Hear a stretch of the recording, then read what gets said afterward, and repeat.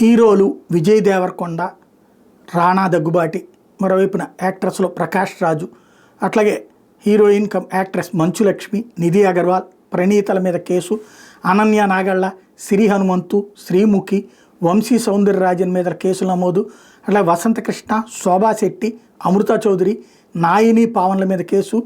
అంటే మొత్తం అందరి మీద ఒకటే కేసు, బెట్టింగ్ యాప్స్ ప్రమోషన్. ఇందులో నేహా పతాన్, పాండు, పద్మావతి, ఇమ్రాన్ ఖాన్, విష్ణుప్రియ, సాయి, బయ్యా సన్ని, నటి శ్యామల, టేస్టీ తేజ, బండారు శేష సుకృతి, రీతు చౌదరుల మీద కేసు నమోదు చేశారు మియాపూర్ పోలీసులు. ఈ నేపథ్యంలో ఫిల్మ్ ఛాంబర్ ఒక కీలకమైనటువంటి ప్రకటన చేసింది. ఏంటయ్యా వాళ్ళు చెప్పేటటువంటి పాయింట్ అంటే,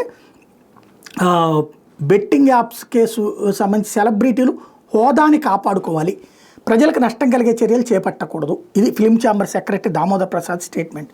ఫిల్మ్ ఛాంబర్ మానించి లేఖ రాయాలని నిర్ణయించాము, ఫిల్మ్ ఛాంబర్ నుంచి మానించి కూడా యూట్యూబ్లో స్టార్స్ అయినంత మాత్రం రియల్ లైఫ్లో స్టార్స్ కాదన్నది గుర్తుంచుకోవాలి అన్నటువంటిది ఈ స్టేట్మెంట్.